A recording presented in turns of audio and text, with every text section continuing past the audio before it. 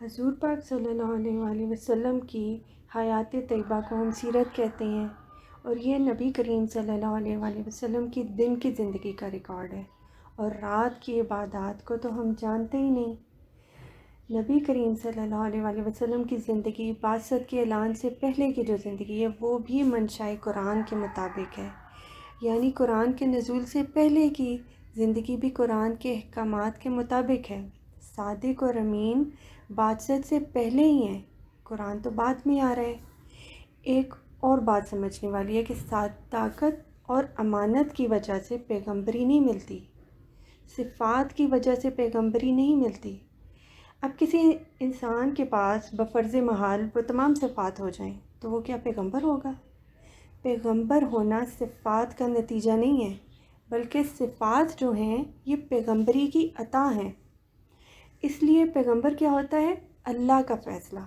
اللہ نے کہا آپ صلی اللہ علیہ وآلہ وسلم کے بعد کوئی نبی نہیں آئے گا تو نہیں آئے گا۔ اللہ نے کہا آپ صلی اللہ علیہ وآلہ وسلم میرے محبوب ہیں تو بس پھر مبارک ہو، وہ ہم سب کے محبوب ہیں۔ اب اللہ کے محبوب کے اندر کسی خامی کو لوکیٹ کرنے کی تمنا ہمیں ایمان سے خارج کر دے گی۔ اللہ کی ذات بے نقص ہے اور اللہ کا محبوب بھی بے نقص ہے۔ کسی نقص کی تمنا یا کسی خامی کی کوشش ہمیں نیک ہونے کے باوجود گمراہ کر دے گی، اس لیے استغفار کرنا بہت بہتر ہے۔ جب کچھ علماء نے یہ کہا کہ حضور صلی اللہ علیہ وآلہ وسلم ایسا کر لیتے تو ویسا ہو جاتا، یہاں گمراہی آ گئی۔ آپ صلی اللہ علیہ وآلہ وسلم اللہ کے بے نقص محبوب ہیں، حسنت جمیع خصالہ۔ آپ صلی اللہ علیہ وآلہ وسلم کی ہر بات ہی خوبصورت ہے، آپ صلی اللہ علیہ وآلہ وسلم کا ہر عمل خوبصورت ہے، ہر بات صحیح ہے۔ اگر آپ صلی اللہ علیہ وآلہ وسلم یہ کہیں محمد رسول اللہ صلی اللہ علیہ وآلہ وسلم کا ٹائٹل کاٹ دو تب بھی صحیح ہے، اگر آپ صلی اللہ علیہ وآلہ وسلم کہیں لکھ دو تب بھی صحیح ہے۔ جو آپ صلی اللہ علیہ وآلہ وسلم کہیں صحیح ہے، تحقیق نہ ہو تب بھی صحیح ہے۔ آپ صلی اللہ علیہ وآلہ وسلم نے فرمایا مرنے کے بعد زندہ ہونا ہے، ہم نے زندہ ہونا دیکھا نہیں، لیکن کیونکہ آپ صلی اللہ علیہ وآلہ وسلم نے فرمایا تو صحیح ہے۔ جس سے منع فرمایا وہ صحیح ہے، جس کا حکم فرمایا بغیر تحقیق کے وہ سب صحیح ہے۔ اور اگر ہم نبی کریم صلی اللہ علیہ وآلہ وسلم کو آرڈنری انسان سمجھنے لگ جائیں تو نہ ہمارے پاس اللہ رہے گا، نہ رسول صلی اللہ علیہ وآلہ وسلم، اور نہ ہمارا ایمان رہے گا اور نہ ہم رہیں گے۔ اللہ بے نقص ذات ہے اور اس کا محبوب صلی اللہ علیہ وآلہ وسلم بے نقص ہے۔ آپ صلی اللہ علیہ وآلہ وسلم نے جو ارشادات فرمائے وہ عین حق ہیں، برحق ہیں۔ آپ صلی اللہ علیہ وآلہ وسلم کا عمل اللہ کا عمل ہے۔ آپ صلی اللہ علیہ وآلہ وسلم نہیں بولتے مگر جب تک وحی نہ ہو۔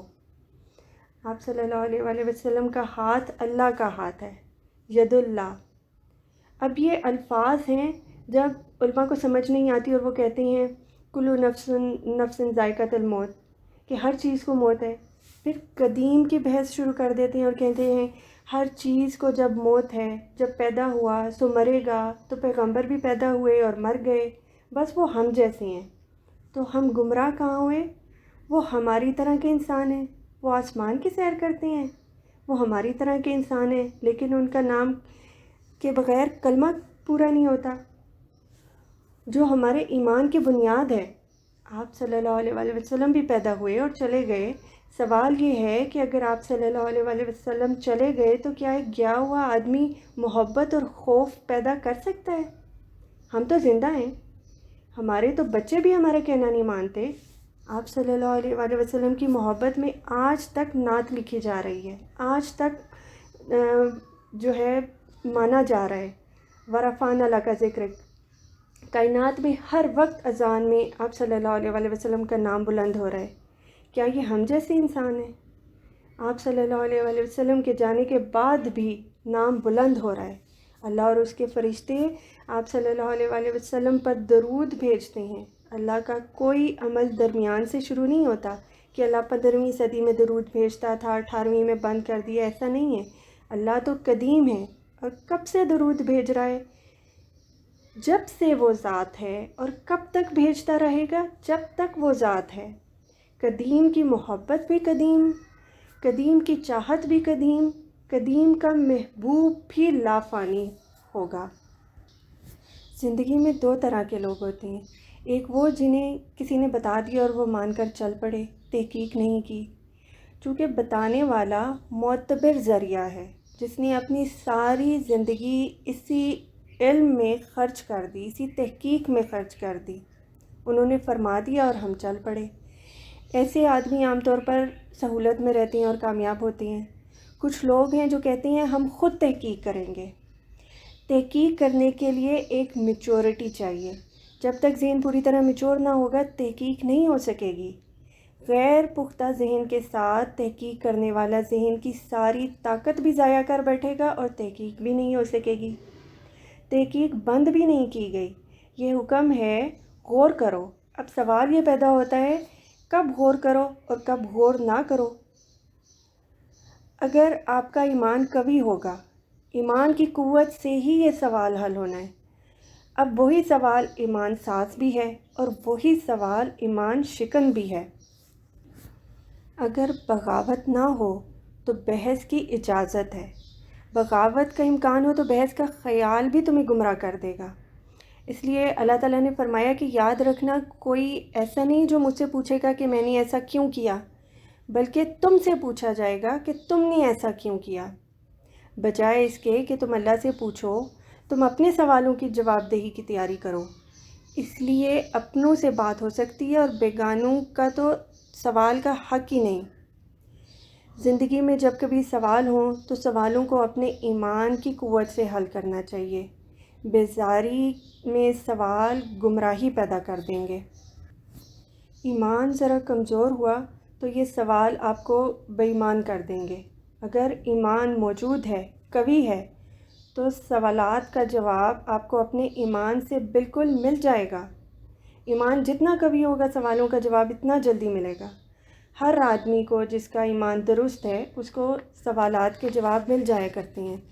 جب شک سوال پیدا کرتا ہے اور یقین جواب مہیا کرتا ہے تو تم یقین میں داخل ہو جاؤ، تمہیں جواب مل جائے گا، اور شک میں داخل ہوگے تو سوال ہی سوال ہیں۔